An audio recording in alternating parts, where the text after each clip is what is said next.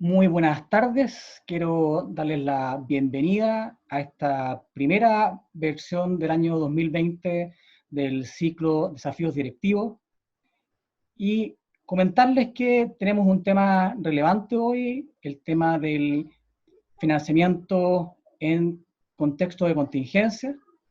El programa Ciclo Desafíos Directivos es una iniciativa con que el S Business School de la Universidad de los Andes quiere apoyar y crear espacios para que los directivos, los dueños de empresas medianas puedan discutir y abordar los desafíos, las inquietudes que tienen. Hoy nos acompañan dos profesores del S. Está Hugo Benedetti. Hugo es PhD del Boston College en finanzas, es profesor de dirección de finanzas del S Business School. También es parte del Centro de Estudios Financieros del ESE, y su investigación se ha publicado en revistas tales como el Economist, en Bloomberg, ha aparecido también en el Wall Street Journal y en otros tantos lugares. También nos acompaña Ernesto Solís. Ernesto Solís es ingeniero de la Universidad de Chile, tiene un MBA en la Universidad de Michigan, es socio de Fix Partners, una empresa que aborda todo lo que es la reestructuración y recuperación de empresas, y también es profesor del máster de finanzas e inversiones del S Business School. Comentarle un poco la estructura con la que vamos a abordar la sesión de hoy. Bueno, de partida estamos en este formato virtual. Nos pareció relevante que esta iniciativa que teníamos programada desde el año pasado no quedara truncada por la situación que estamos viviendo. Queríamos ser capaces de llegar a todos y cada uno de ustedes con estos temas que pueden ser de su interés. Y aparte del formato virtual, que vamos a mantenerlo mientras la situación se continúe como está, comentarles que también fue decisión de el programa llegar y que esto no quede solamente limitado a nuestros actuales alumnos y egresados del programa de desarrollo empresario, sino aparte que ustedes puedan invitar a todas aquellas personas que les parezca que pueden llegar y sacar alguna idea, algún provecho de lo que discutiremos en la sesión de ahora y en las que vienen por delante en el resto del año. Vamos a estructurar la sesión en 3 bloques. Va a partir hablando Hugo sobre temas macro, cómo lo macro afecta a todo lo que es el acceso a financiamiento. Ernesto después se va a meter en lo micro, cómo el empresario puede llegar y abordar, tomar decisiones, cuáles son las opciones que tiene. Y vamos a terminar con un grupo de preguntas y respuestas del orden de unos 20 minutos. La idea es que todo lo abordemos en ojalá poco menos de 1 hora. Y invitarlo entonces a que ya sea en el notebook que están accediendo a este webinar, o el teléfono, o el notebook, o lo que sea, se fijen que hay una sección para levantar preguntas y respuestas. Vamos a tomar todas las preguntas y respuestas que ustedes hagan ahí, para que al final los panelistas las puedan abordar. También comentarles que hay un equipo de apoyo técnico que está respondiendo el chat en caso de quizás poder serles de apoyo en algún tema de conectividad. Bueno, con eso, desear que tengamos un momento interesante junto a Hugo y Ernesto, y le paso la palabra entonces a Hugo para que parta con el primer bloque de este webinar. Muchas gracias, Patricio, por la invitación. Muchas gracias a todos ustedes por estar acá acompañándonos. Entendemos que estamos en un periodo muy, muy complicado y que cada minuto es importante, así que le agradezco la decisión de invertir esta hora con nosotros y espero que lo que les vamos a presentar hoy les permita una mejor planificación y una mejor toma de decisiones en el corto plazo en toda su empresa. Entonces, mi idea es presentarles 3 grandes temas, así que voy a tener solamente 3 láminas. Primero, les voy a hablar un poco sobre cuáles son las perspectivas económicas actuales y cómo estas perspectivas pueden ir cambiando a medida que suceden ciertas cosas en la economía. Segundo, les quiero presentar un marco de análisis súper simple, y ojalá sea lo suficientemente potente, para ayudarlos a traducir este escenario macroeconómico en cómo los puede afectar directamente en su empresa. Poniendo énfasis en lo que nosotros pensamos que puede ser la mayor prioridad en el corto plazo, que es la generación de caja.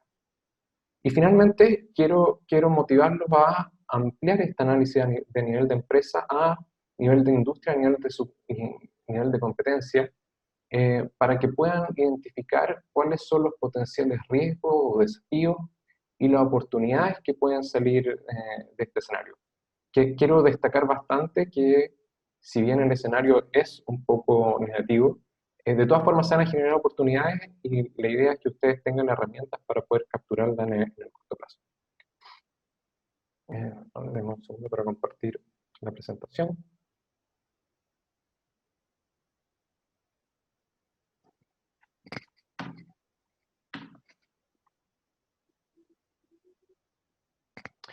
Entonces, partiendo con el panorama macroeconómico nacional. El primer gráfico que le estoy mostrando es la evolución del PIB. Siento que no se ve tan bien como uno querría, pero el eje mide el crecimiento del Producto Interno Bruto, de la producción total dentro del país. Y el último número acá a la izquierda, a la derecha, es la proyección para este año, que está a la fecha entre menos 1,5 y menos 2,5, o sea, una destrucción de valor entre el 1,5 y 2,5%. Y puesto esto dentro del contexto histórico de Chile, vemos que efectivamente podría estar un poco peor que la crisis que tuvimos en el año 2009, bastante más grave que la crisis asiática en el 99, pero no a los niveles de los 80. En cuanto al desempleo, para este año está pronosticado un desempleo entre el 9 y el 10%, que de nuevo, poniéndolo en contexto, está en línea con las crisis que hemos tenido en los últimos 30 años en el país. Ahora, lo que más nos preocupa es cómo se va a impactar esto en el mercado financiero y en el acceso al financiamiento. Y aquí es donde se empiezan a complicar las cosas, porque esta crisis tiene componentes distintos a las crisis que históricamente hemos tenido en el país y que ha tenido todo el resto del mundo. Porque es un shock que nos llega por todos lados. O sea, por un lado, hemos tenido un shock a la producción y al comercio internacional, derivado principalmente de las medidas de cuarentena y de las medidas preventivas que ha tomado cada país. Por otro lado, tenemos un shock de la demanda, del consumo de las personas, que, de nuevo, no por la crisis sanitaria, sino que por las medidas que se han tomado para prevenir una crisis sanitaria mayor, esta cuarentena, ha disminuido fuertemente el consumo. Y además por una precaución de las personas de decidir consumir menos. ¿Por qué? Porque prevén que en el corto plazo las condiciones pueden ser negativas. Y además tenemos un shock financiero. ¿Y cómo se está tratando de atenuar el shock financiero? La mayoría de los países del mundo están implementando políticas expansivas, tanto fiscales, o sea, en tanto que los gobiernos van a estar gastando más dinero, pero además están generando una política monetaria, que esto quiere decir que están financiando de forma directa o indirecta tanto a los bancos de sus países como manipulando o controlando la tasa de interés. ¿Y cuál es el impacto que podemos ver en Chile? Bueno, no lo sabemos todavía, porque lamentablemente hemos tenido, dadas las medidas de cuarentena, un frenazo a la parte logística del banco, en donde los bancos han sido incapaces o están inhabilitados de generar nuevos créditos, de evaluar nuevos clientes, no necesariamente porque ellos no puedan o no quieran, sino porque, por ejemplo, los ejecutivos no están en sucursales, no se pueden cursar los procesos, no hay notarios, entonces toda la parte logística está frenada de momento. Y además tenemos un shock de expectativa. Los bancos saben cómo evaluar clientes en un periodo normal, pero este no va a ser un periodo normal. Entonces, es esperable que bancos se tomen un poco más de tiempo en evaluar la posición del cliente. Después nos saltamos al lado no bancario. Y por el lado no bancario, el principal fuente de financiamiento en los últimos años ha sido el factoring. Y el factoring está dañado por tres grandes razones. La primera es que las empresas de factoring se están financiando a través de la banca, y si bien la banca tiene más financiamiento disponible, no saben qué tanto pueden confiar en este futuro negocio de factoring, porque se prevé que una proporción mayor a la histórica de las facturas no se pueda financiar. Entonces, ese es factor uno.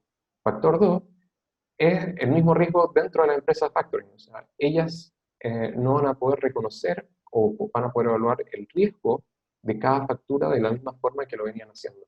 Por lo tanto, van a tener una política más restrictiva. Y el tercer factor, que deriva del choque en la economía real, que es las empresas están vendiendo menos. Por lo tanto, tienen menos facturas para vender. Entonces, una empresa que tiene costos fijos y que está acostumbrada a financiarse a través de la factorización de sus productos, ahora tiene menos facturas que vender. Por lo tanto, vemos una restricción bastante fuerte en el financiamiento y que en mi opinión, va a ser la gran limitante de las empresas en el futuro. Entonces, todo lo que le estamos diciendo es bastante sombrío. Y esa es la figura que tenemos hasta el momento. Entonces, es interesante pensar cómo puede evolucionar esto y cómo puede cambiar en el futuro. Y si pensamos en soluciones mágicas, en que la economía se mejora, existen algunas, pero existen bastante más razones en las cuales la economía puede empeorar. Entonces, en mi opinión, estas proyecciones que tenemos hasta el momento pueden ser optimistas. Eh, por lo tanto, hay que tener bastante precaución en cómo interpretar y analizar los números que se están proyectando, pensando en esto que podrían tener un sesgo optimista. Ahora, ¿cómo podemos traducir todo esto al escenario no solo local ni el país, sino que a la empresa? Porque dentro de toda la industria, entre industria y dentro de las mismas, van a haber diferencias. Y aquí o el ejemplo más fácil es, imagínense la ferretería que está dentro de la cuarentena versus la que está a 2 cuadras fuera de la cuarentena. Tienen perspectivas completamente distintas. La que está fuera de la cuarentena, entre comillas, se salvó. Probablemente sus ventas se triplicaron dentro de este periodo, versus la que quedó dentro de la cuarentena, está cerrada. Entonces, dentro de la misma industria, en una misma zona, con cuadra de diferencia, podemos tener una diferencia bastante grande en cuanto a cuál es el panorama de corto y de mediano plazo. Entonces, entendiendo que la clave es cómo va a afectar a mi empresa, no solo la economía, sino que cómo me va a afectar a mí, les quería proponer este formato súper simple, ¿no? Y por favor no se ríen de las empresas, pero queremos aterrizarlo a algo que puedan accionar en el corto plazo, que es pensar cómo está afectando esto mis clientes y mis ventas. Porque las realidades de cada empresa pueden ser distintas. Entonces, por ejemplo, ustedes pueden tener el mismo perfil de cliente que les siguen generando órdenes con la misma velocidad que lo hacían hace el año pasado, pero pueden tener problemas con la cobranza. ¿Sí? Versus otra empresa que a lo mejor está vendiendo menos, pero está pudiendo vender con una cobranza al contado. Entonces, cada empresa va a tener un efecto distinto de acuerdo a las políticas que tengan comerciales con sus clientes. Esto también nos impacta por el lado de los proveedores. Hay empresas que pueden tener una relación comercial con los proveedores quieren venderles, pero van a tener un problema logístico en el cual no pueden traspasar la mercadería. O el proveedor puede estar cerrado, o el proveedor puede querer vender, pero ustedes no tienen acceso a sus propias bodegas. Por lo tanto, va a depender de la situación de cada empresa. Tercer punto es cómo está funcionando la operativa interna de la compañía y sus colaboradores. Entendiendo además que las nuevas iniciativas y las nuevas leyes están permitiendo que las empresas pongan en esta pausa los contratos. ¿Cómo va a afectar eso el desarrollo productivo o la continuidad operacional de la empresa? Y finalmente, ¿cuál va a ser la disponibilidad de financiamiento externo? Entendiendo que hay empresas que ya poseen líneas de crédito y relaciones comerciales con bancos, que pueden ser las más beneficiadas dentro de todo este proceso, porque los bancos se están acercando de forma proactiva para refinanciar, repactar deuda o aumentar líneas de crédito, versus empresas que a lo mejor no estaban cerca de banco o que no tenían líneas porque no lo habían necesitado nunca, y que en este momento se van a ver dificultades relativas en abrir nuevas líneas. Y todo esto va a tener efectos positivos y negativos en la caja. Y lo que nos interesa es saber en el neto cuál va a ser la posición financiera de la empresa. O sea, esto se va a traducir en que mi negocio va a necesitar más caja o que va a estar generando más caja de la que yo requería en meses anteriores, y el objetivo es tratar de entender cómo puedo obtener este financiamiento en el corto plazo. Entonces, en cuanto a las soluciones prácticas, Ernesto lo va a recoger en su sección.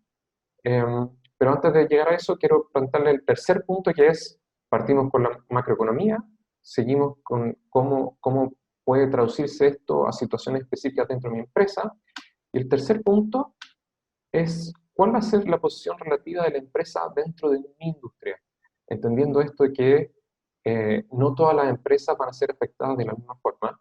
Lo que a mí me interesa es entender, bueno, yo voy a estar mejor o peor que el resto, porque si bien el panorama para mi empresa puede ser sombrío, ¿verdad? En la medida que yo esté mejor que el resto de las compañías, puede ser una oportunidad.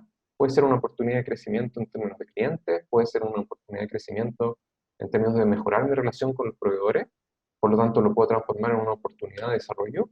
O si estoy peor que mi competencia, bueno, eso no quiere decir que esté todo perdido, sino que la idea es llevar esto a planes de acción que me permitan a mí solucionar la situación de mi compañía de la mejor forma posible.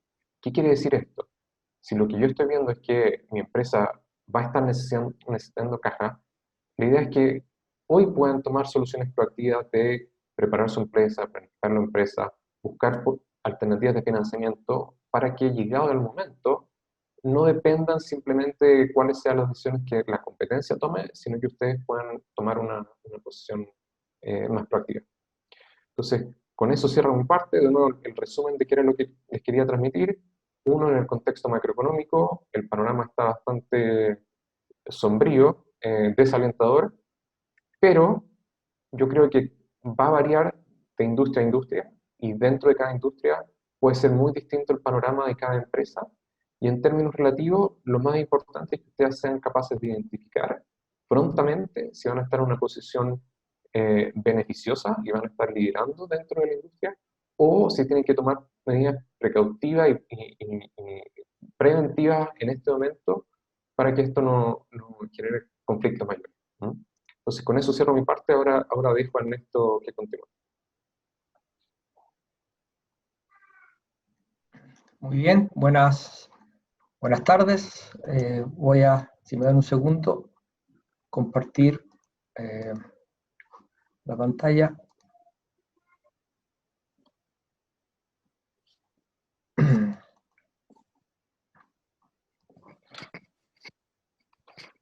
Bien, primero que nada, deseando que todos se encuentren, primero que nada, de salud, ustedes, su familia. Estamos en una crisis sanitaria que tiene un impacto económico importante, tal vez no visto en los últimos decenios, digamos, pero bueno, en las pandemias, las guerras son parte de la civilización y un mensaje de esperanza de que vamos a salir de todas maneras de esto. El tema es cómo vamos a salir. Y la verdad que el tema del financiamiento hoy presenta un desafío importante para las empresas, en particular para las empresas medianas. Este es un shock, lo que se llama en economía, en finanzas, es un shock primero que nada sistémico, como bien decía Hugo, afecta a toda la cadena de valor, no está asociado a la industria financiera, no, sistémico, sincronizado en el sentido que está prácticamente en todos lados, al mismo momento, algo que no es muy frecuente, pero que también habla un poco del tipo de economía que tenemos, una economía totalmente globalizada, interconectada, que tiene beneficios, pero en este caso obviamente tiene un nivel, digamos, importante de riesgo sistémico. Afecta la oferta a la demanda, todos lo estamos viviendo. No hay demanda y también la capacidad de oferta está totalmente restringida. China, que viene saliendo de alguna forma de un paréntesis desde el punto de vista productivo, está recuperando capacidad productiva, pero a su vez está enfrentando que hay una caída de demanda más que nada en los países de Europa y Estados Unidos. Y tal vez algo que me gusta un poco enfatizar, el problema es exponencial. Es cosa ver la curva, digamos, de contagio, y la verdad que pensar exponencialmente no es fácil para nosotros. En general vivimos en un mundo relativamente lineal, independiente de todo este crecimiento que ha habido, de la data, etcétera. Vivimos en un mundo relativamente lineal, entonces eso hace que sea un tema bien complejo. Una solución que se puede decir hoy, capaz que la próxima semana tenemos que hablar de otro tipo de solución. Y eso hay que tomarlo en perspectiva de lo que estamos conversando, porque a la fecha es algo de lo que podemos decir, pero esto como está a una velocidad que no estamos un poco acostumbrados, efectivamente es un tema delicado. ¿Qué es lo que pasa con el financiamiento? El financiamiento en general tiene dos componentes que es súper importante considerarlo cuando hagamos la estrategia de financiamiento. Uno es lo que se llama el concepto del free rider, que lamentablemente cuando en esta situación hay un tema que se llama riesgo sistémico, o sea que todo el sistema está contaminado, los empresarios tienen que ir a buscar financiamiento a distintas fuentes.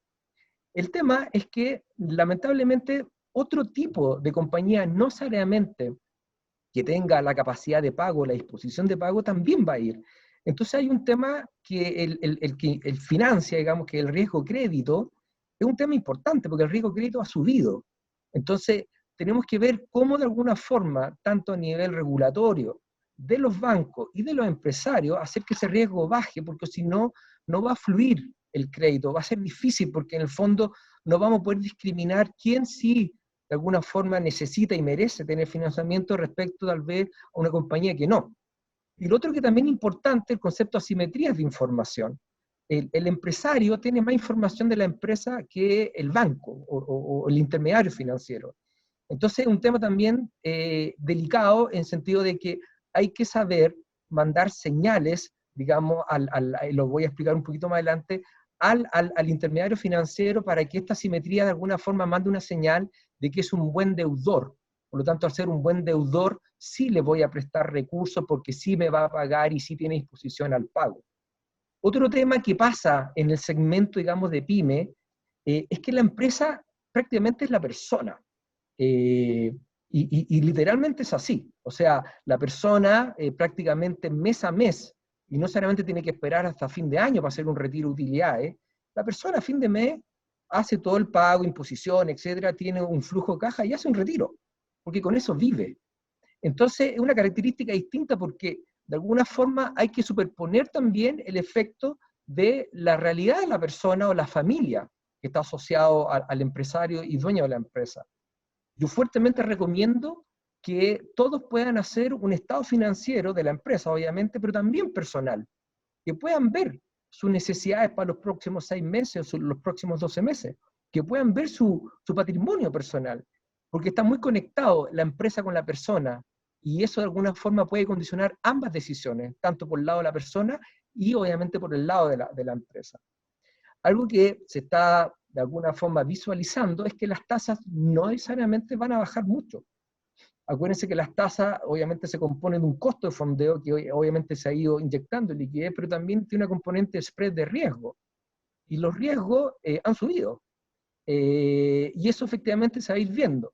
Ahora, es importante que en un proceso de financiamiento hoy, en que estamos con una demanda, yo diría, casi infinita por recursos, la verdad que la discusión de la tasa respecto a si es 50 base points más o 50 base points menos, 0,5%, etcétera, creo que no es tan relevante respecto al financiamiento propiamente tal, porque hoy el valor de la caja vale mucho, ¿ok? Entonces es un elemento a mi juicio un poquito más secundario respecto a sí tener financiamiento, ¿ok? Obviamente hay que considerarlo porque este financiamiento después hay que pagarlo, y obviamente la tasa está asociada, digamos, a la estructura y a los intereses que se van a pagar. A nosotros es importante, a mi juicio también, establecer que el tema del financiamiento, no hay que olvidar que el financiamiento viene de dos grandes fuentes. Uno es la deuda, que tal vez en el caso de la mediana empresa el 80% es la banca, pero también hay otra fuente de financiamiento que es el capital. Entonces, creo que en esta situación hay que de alguna forma ampliar la visión del punto de vista de que el acceso al crédito, que de alguna forma tiene que fluir, que de alguna forma está relativamente más complicado logísticamente, que técnicamente buscar el riesgo crédito por el lado del intermediario para poder saber quién le presta va a hacer que esto sea relativamente, no necesariamente muy fluido, y como necesitamos caja relativamente rápido, creo que no hay que descartar en este proceso que los empresarios tengan que de alguna forma disponer de patrimonio personal o capital propio, etcétera, para poder inyectarle liquidez a la compañía. Y eso también lo voy a explicar un poquito más adelante. Y acá, como todas las cosas, en particular en los negocios, el timing es fundamental. Como estamos en un proceso, en un problema exponencial, tomar decisiones relativamente rápida o relativamente tarde, puede tener un impacto. No creo que haya una receta en especial cómo se puede solucionar el tema. Yo creo que hay que tener un cierto nivel de información, como todo proceso, para poder tomar una decisión y en función de eso tomar una posición. Tal vez hoy, desde mi juicio, tener una disponibilidad de financiamiento puede valer mucho más que tal vez esperar un poco, porque creo que efectivamente no sabemos un poco cómo va a evolucionar esto, sobre todo en el corto plazo. Yo creo que efectivamente en mediano plazo, largo plazo, vamos a salir de esto, pero la pregunta es cómo llegamos para poder llegar a ese mediano plazo, que puede ser por lo menos todo el 2020. Entonces, la pregunta que hay que hacerse, y creo que es fundamental, y uno tiene que hacerla, a mi juicio, con dos miradas, una mirada muy técnica y una mirada también un poco emocional, es primero preguntarse si la empresa es viable. Y eso tiene una discusión bastante larga, que podríamos estar un buen tiempo acá. ¿Por qué? Porque si la empresa es viable, y voy a intentar dar algún argumento de lo que podría ser una empresa viable, la empresa por definición genera un beneficio, digamos, privado y social, digamos, por lo tanto la empresa hay que financiarla, hay que salvarla, hay que evitar que quiebre, porque la empresa es viable, ¿ok? Y si la empresa no es viable, efectivamente también hay que tomar una decisión, que es básicamente que la empresa de alguna forma pueda desaparecer en forma ordenada del sistema económico y que pueda obviamente cumplir en la mayor posible de la creencia o las deudas que tiene. Pero no tendría sentido de alguna forma financiar una compañía que no sea viable. Y aquí está un poco este concepto de free rider, porque tal vez aquí hay empresas que no son viables y que van de alguna forma a intentar financiarse. Y eso es un poco lo que se intenta equilibrar desde el punto de vista del financiamiento, de poder ver realmente cuál es el riesgo crédito y la capacidad de crédito de esa empresa, de manera que en el fondo no vaya a ser después una mora que al final de alguna forma afecta el intermediario financiero, el banco, pero acuérdense que el banco, el 90% de los dueños de los bancos somos los ahorrantes, o sea, que somos los que ponemos la plata. Entonces, esta discusión, a mi juicio, lo primero hay que ser brutalmente honesto. Aquí hay empresas que ya venían golpeadas con la crisis de octubre. No quiero entrar al detalle de tipo de industria, etcétera, pero habían empresas que venían golpeadas, tal vez incluso algunas antes. Veníamos de un proceso de crecimiento relativamente modesto en los últimos 3, 4 años, y ya venían empresas relativamente complicadas. Y tal vez esto puede ser casi como un tiro de gracia, en el sentido de que esto es una segunda o tercera crisis, digamos. Entonces, uno tiene que ser honesto, uno tiene que realmente decir si uno tiene realmente la viabilidad y entiende, digamos, la empresa en el sentido de que esta tiene una oportunidad real de poder, de alguna forma, ser financiada y de alguna forma evitar su proceso de quiebra. Esa mirada tiene que ser realista y es súper complicado para nosotros, los empresarios, digamos, porque nuestras empresas han sido, por decir así, más allá de donde vivimos, han sido nuestros proyectos. Son proyectos de vida que tienen mucho tiempo, mucho sacrificio personal, en que la familia ha participado, lo más probable muchos tenemos nuestros familiares trabajando ahí, y hay un componente emocional importante. Y por lo tanto, no es una decisión que uno la puede decir tan binario, es sí o no. Es un proceso que lo más probable puede tomar tiempo, pero el tiempo hoy es muy caro, es muy preciado. Entonces, creo yo que es súper importante de alguna forma tener esa discusión. Creo que es interna, para muchos de los empresarios es familiar, está la familia involucrada en la empresa, y al final se traduce en una discusión un poco más técnica si la empresa tiene un problema de liquidez o tiene un problema de solvencia. Si es un problema de liquidez, significa que a mi juicio la empresa es viable. Por lo tanto, tenemos que financiarla, tenemos que rescatarla y tenemos que buscar fuentes de financiamiento, que es un poco lo que va a hablar en el próximo slide. Pero si es un tema de solvencia, quiere decir que estructuralmente la compañía no tiene una viabilidad económica. Y eso lo quiero también tocar un poco más adelante, y eso tiene una connotación doble. Una primera a nivel personal, que significa tomar una decisión extraordinariamente importante, que tal vez la empresa, al ser no viable, tenemos que de alguna forma cerrarla, liquidarla, y la otra que es una componente bastante emocional, digamos, porque en el fondo es de lo que yo he vivido, lo que yo he construido, de alguna forma tenemos que llegar hasta acá. Lo que pasa es que eso, en un proceso de esta característica, puede ser más beneficioso que seguir de alguna forma financiando. ¿Por qué? Porque lo voy a explicar un poco más adelante, porque seguimos metiéndole recursos a una compañía que en el mediano plazo no va a ser viable y eso puede tener consecuencias aún peores en el patrimonio personal del empresario que tomar la decisión relativamente en el corto plazo. Es totalmente sugerible, y sé que todos ustedes han tenido la formación, digamos, realizar estos stress test. ¿Qué significa eso? Estresemos la empresa.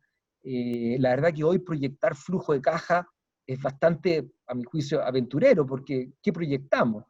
Hay hoy empresas en sectores de la economía que hoy no facturan y tienen ingresos cero. Cero.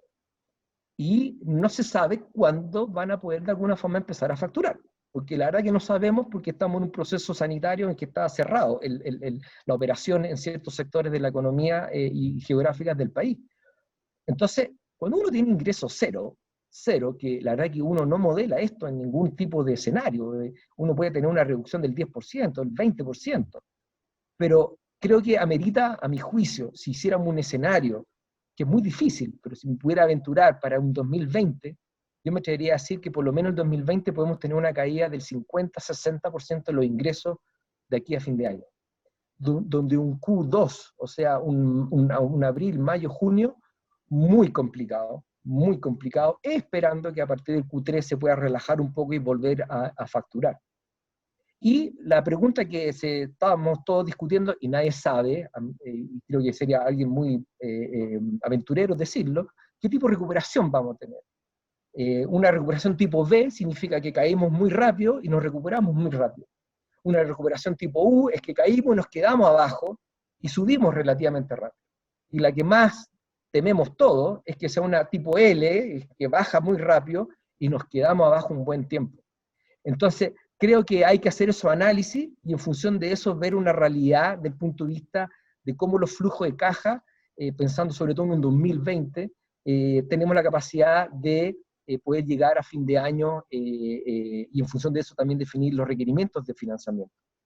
Y también es importante, y ya venía pasando, y lo hemos visto en algunos sectores de la economía, en que varios sectores han sido bastante, de alguna forma, atacados, por decirlo así, con cambios muy rápidos, desde el punto de vista del modelo de negocio, de la aparición de Internet, de estrategias digitales, el tema retail muy fuerte, desde el punto de vista, digamos, el tipo de irrupciones, toda la cadena logística del retail. Entonces, también hay que intentar ver, cuando salgamos de esto, ya mucha gente está hablando que hay como un antes y después. El mismo hecho que estemos haciendo esta charla por internet, digamos, hace un mes se podía hacer, pero no era la forma de cómo se hacían este tipo de cosas. La telemedicina, la educación, muchas cosas a lo mejor se van haciendo un poco más digital y eso va a cambiar un poco. Entonces, aquí hay un tema de, otra vez, de financiamiento, de ver la viabilidad de la empresa y también proyectarse un poco qué es lo que viene después. Y en esa lógica ver, digamos, nuestros requerimientos de financiamiento. Si la empresa es viable, la verdad es que las fuentes de financiamiento de alguna forma están o dentro de la propia empresa y están básicamente la gente que le puede prestar empresa. Dentro de la propia empresa básicamente significa manejar mejor el flujo de caja de la empresa, dentro de la empresa. Eso significa optimizar, digamos, la gestión de caja en este contexto de crisis. Lo primero, como decía recién, proyectar los ingresos. La verdad, no es fácil, pero creo que es necesario proyectar un escenario, a mi juicio, muy complicado en los próximos 3 meses y tal vez con algún nivel de recuperación de aquí a fin de año. Eso significaría una proyección de aquí a fin de año, como decía, del orden por lo menos un 50-60% de reducción de ingresos. Dependiendo del tipo de empresa, si es una empresa de servicio o una empresa industrial, la empresa de servicio, su principal gasto son básicamente remuneraciones. No son empresas que invierten mucho en activos fijos. Y las remuneraciones se devengan a fin de mes y se pagan a fin de mes. Entonces, nuestro principal gasto, lamentablemente, son personas, que no quiero entrar a la connotación humana, digamos, porque hay gente que vive, digamos, del sueldo. Ya han salido, y es un tema que se polemizó, digamos, han salido un dictamen de cómo se puede uno acoger a ciertos beneficios, digamos, desde el punto de vista de seguir la relación laboral, no así el sueldo, pero de eso significaría que puede cobrar un sueldo del seguro de cesantía, que permitiría bajar de alguna forma esa carga de gasto en los próximos meses, digamos. El tema de los arriendos es un tema que también se está discutiendo mucho, digamos, y la verdad que los arrendatarios están ocupando cláusulas de fuerza mayor, digamos, para no pagar. Y eso también va de alguna forma manteniendo la caja, pero va generando un pasivo y también tiene componentes legales que obviamente los abogados lo manejan mucho mejor. El tema de los impuestos. Pagamos el impuesto todos los meses, digamos, y ahora viene el ejercicio, digamos, renta del año.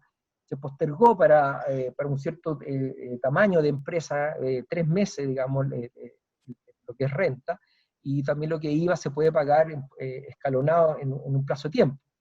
La verdad que todo tipo de medida para poder optimizar caja es importante, porque en general lo que nos está pasando es que muchas empresas, el nivel de ingreso es tan bajo que tenemos que de alguna forma mantener esa caja.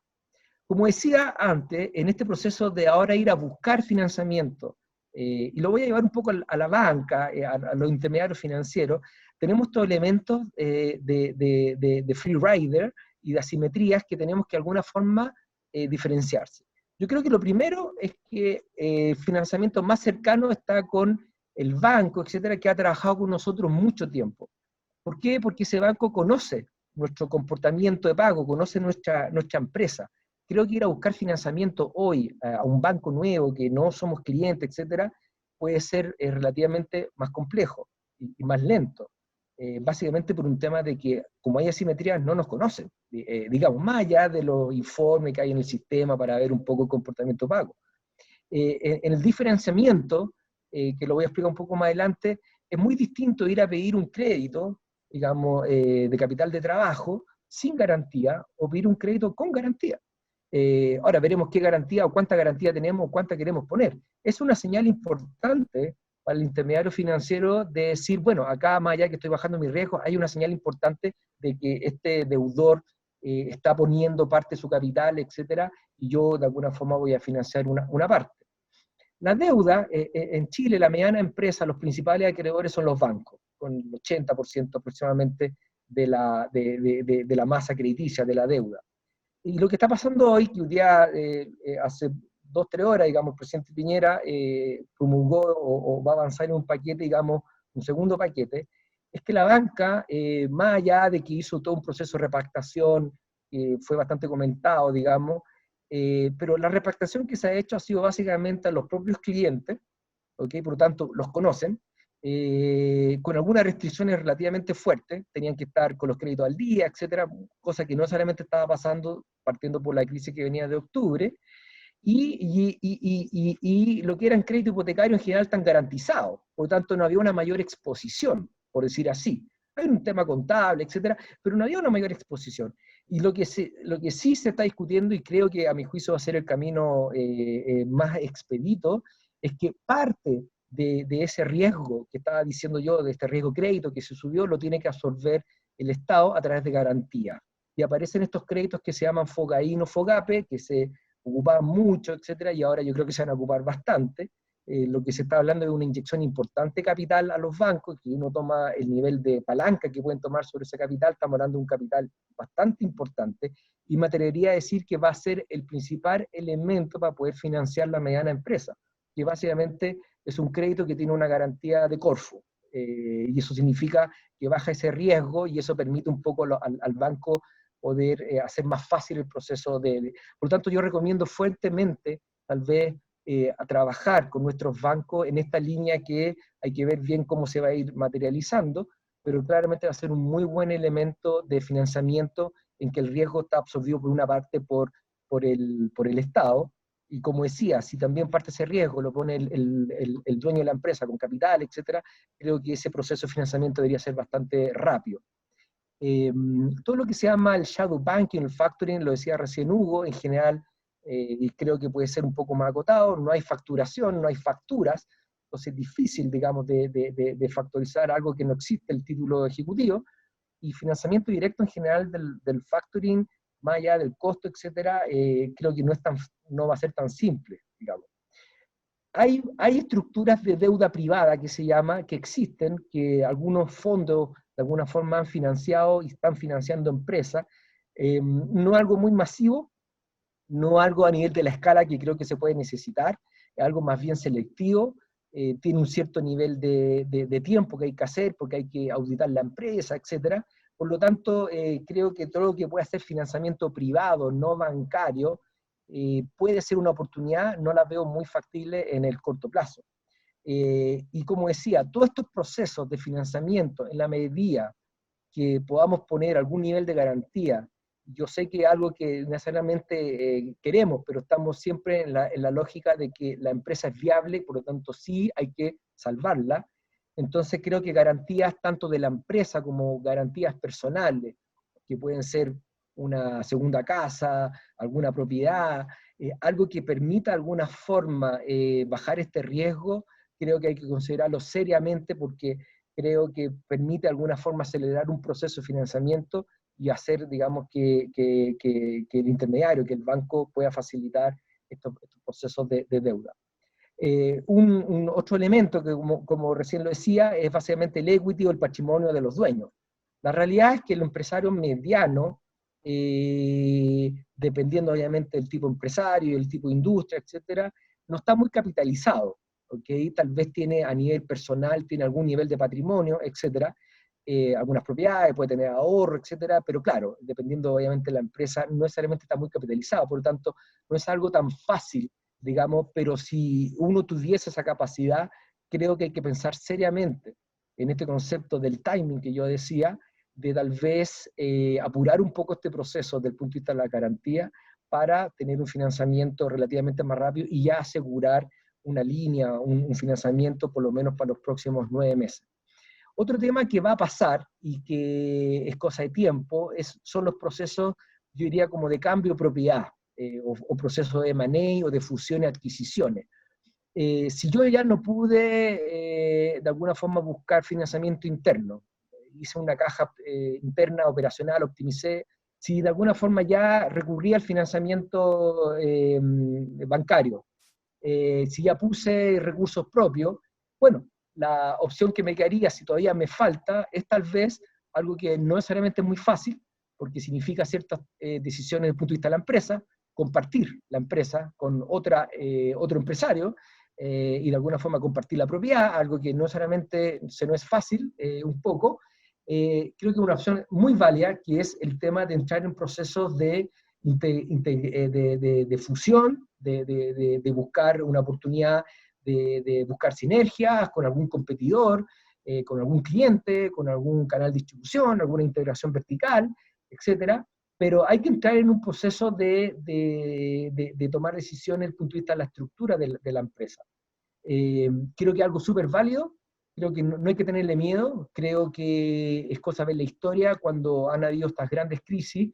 A veces es bueno salir fortalecido y a veces no se va a salir necesariamente solo.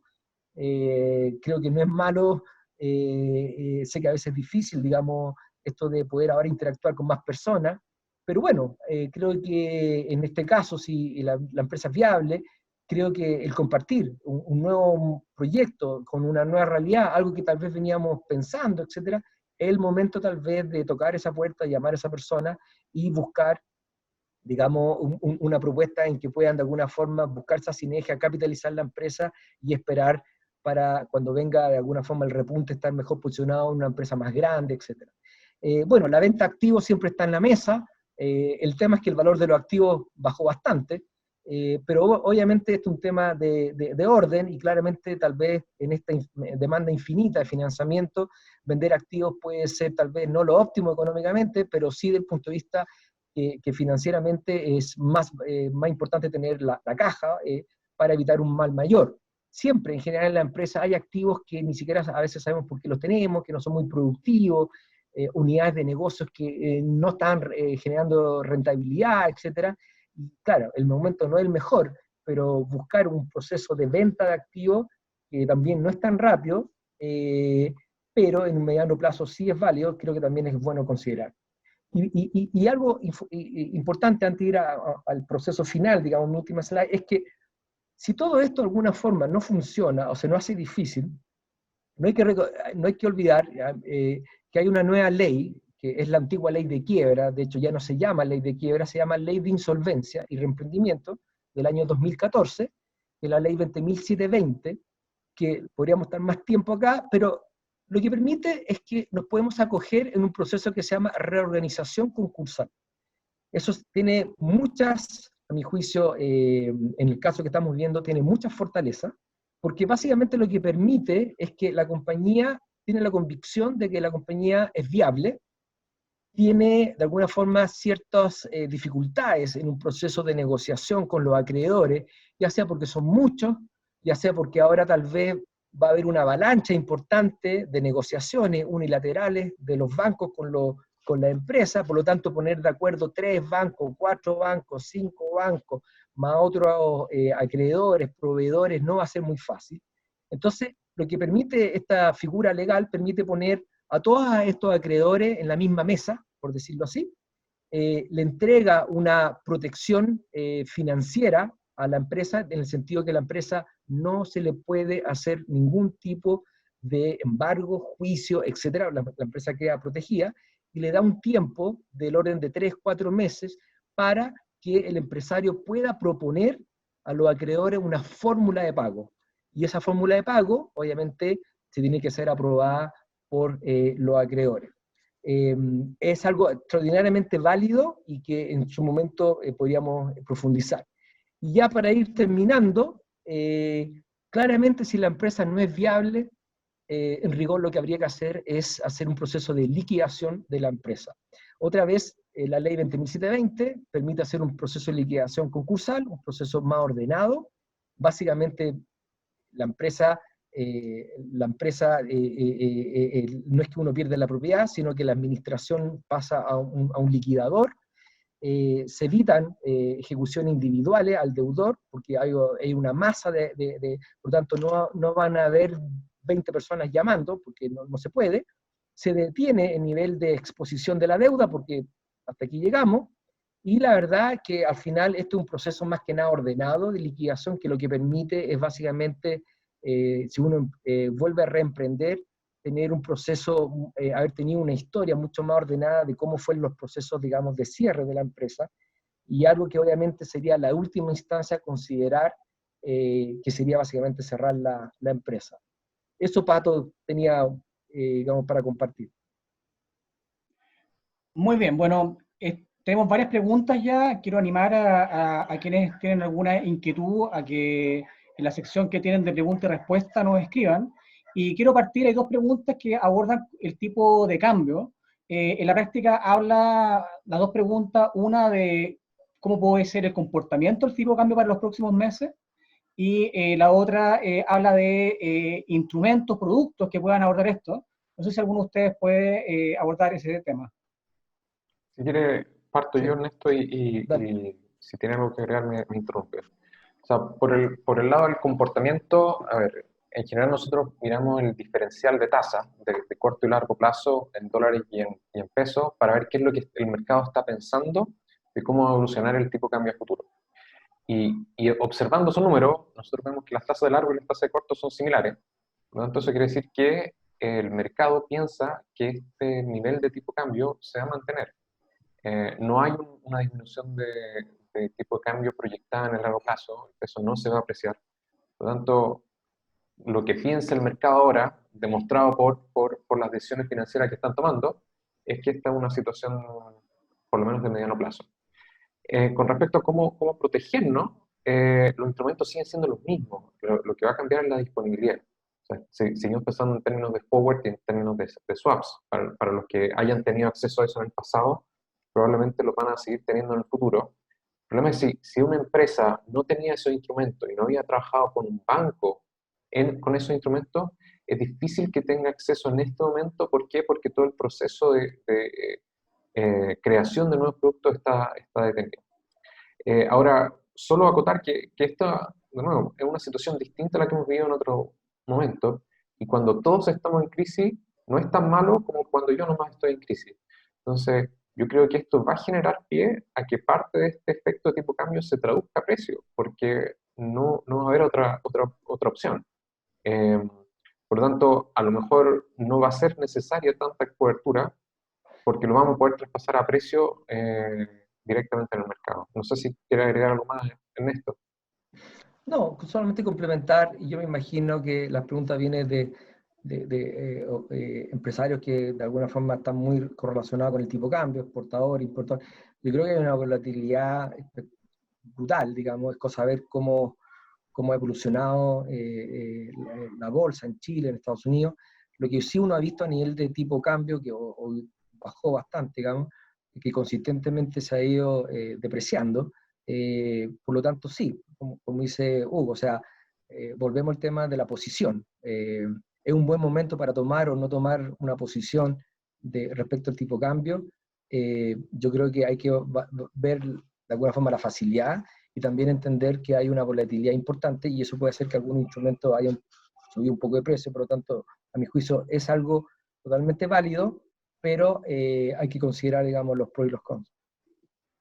Bien, otra pregunta tiene que ver con cómo evaluar un poco el trade-off entre tomar nueva deuda para hacerle frente a el poder aguantar, al poder quizás incluso aprovechar oportunidades, versus la mochila que puede haber después, si pueden compartir algún criterio que ayude a la persona que está con esa decisión. Sí, a ver, el financiamiento de la deuda es más barato que el capital, digamos, y de alguna forma lo que estamos diciendo es que hay una demanda importante y la oferta está restringida, pero se va a ir de alguna forma agotando. Yo creo que lo que hay que pensar es el beneficio de esa deuda. Si esa deuda está asociada a una mirada de mediano plazo, va a darle viabilidad a la empresa, yo creo que hay que tomarla, parametrizarla, por supuesto, porque en su momento habrá siempre una posibilidad de poder repactar o renegociar esa deuda. Si la deuda obviamente está asociada a una empresa que no es muy viable, no tendría mucho sentido desde el punto de vista técnico endeudar una empresa que no tiene viabilidad. Por lo tanto, yo sigo pensando que hoy en un escenario en que hay una gran demanda de financiamiento y de caja, sería prudente tomar una deuda que tal vez rompa ciertos parámetros que teníamos respecto a liquidez o endeudamiento, digamos, de la compañía. Perfecto. Otra pregunta tiene que ver con esto de si es que la crisis tiene forma de B corta, de U, de L, algo valioso para saber cuando uno está haciendo algún tipo de escenario. Y bueno, la pregunta es, ¿hay alguna forma de saber cuál es el tipo más probable? O sea, ahí mi misión y lo que hemos visto es que en general las recuperaciones rápidas siempre vienen por el lado del financiamiento. En la medida que exista financiamiento y que los inversionistas estén dispuestos a participar en la economía, la recuperación es más rápida. Ahora, nosotros, Chile, ya venía en un proceso que estaba poniendo a muchos inversionistas en retirada, que era el proceso constitucional. Entonces, pensando en cómo va a evolucionar todo esto, yo diría que por el lado del inversionista, los inversionistas internacionales van a seguir siendo bastante precavidos en cuanto a permanecer en Chile por esta incertidumbre que va más allá de la crisis sanitaria. Y por otro lado, va a depender de qué es lo que pensemos nosotros como consumidores.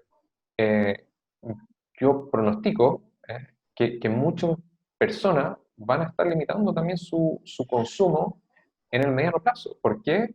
Porque está todavía la incertidumbre. Por ahí vi también preguntas sobre el desempleo, de cómo viene la mano por el lado del desempleo. Entonces, en la medida que el consumidor final, el usuario, no esté consumiendo al mismo ritmo que venía consumiendo antes, la recuperación va a ser más lenta.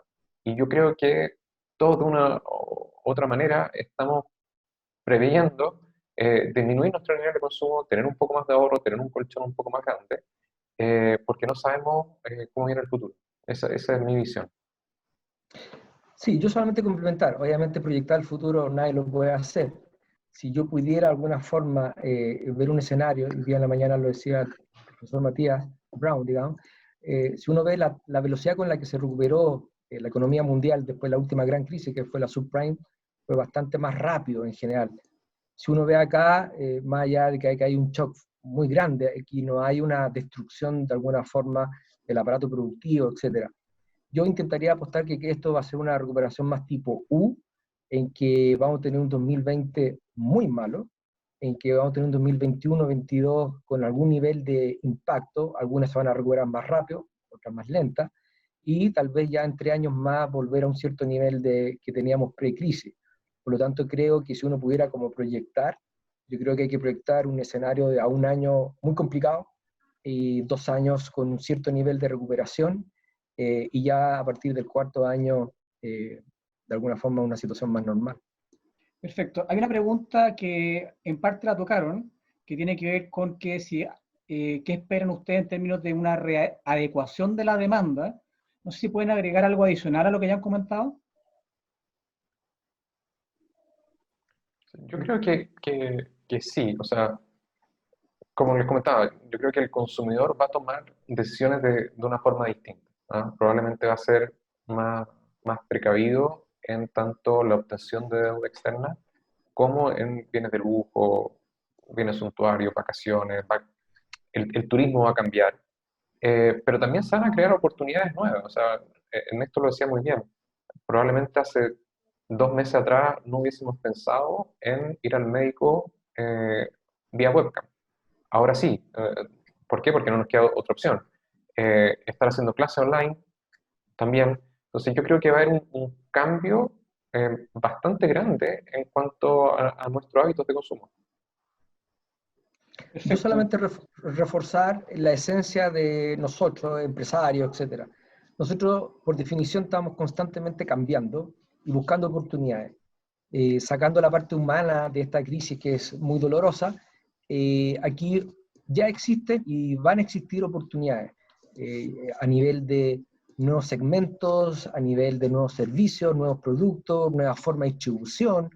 Pero aquí claramente van a existir oportunidades y creo que cualquier empresario que sea de alguna forma condescendiente con su forma de su vida, que ha sido crear valor, etcétera, tiene esa responsabilidad de buscar esas oportunidades y tomarlas. Fíjate que me tomaste un poco la palabra en términos de que yo quería compartir este slide que de alguna forma muestra la idea que tú estabas mencionando. Y acá ya tú comentaste algo, Ernesto. Hugo, si quieres compartir algo respecto a esta idea, la idea del empresario, de las oportunidades, de cómo emprender. Sí, y acá va a estar dado no solo por la capacidad del empresario, sino por la capacidad del financiamiento. Yo creo que estamos en un momento donde el capital o el acceso al capital va a ser el factor determinante. Por lo tanto, independiente que en el mediano plazo nosotros veamos estos cambios de demanda o este cambio para productos nuevos, todo lo que tiene que ver con cosas a distancia o con, no sé, nuevos modelos de distribución, etcétera. Yo creo que en el cortísimo plazo la mayoría de las oportunidades va a venir por el lado de ser capaces de acceder a capital y poder apoyar a empresas que estén necesitadas de capital. Ahí, haciendo un poco más de énfasis en lo que decía Ernesto de un año de fusiones y adquisiciones, yo creo que va a ser un año de consolidación de industrias, o sea, industrias que están muy fragmentadas, con muchos competidores.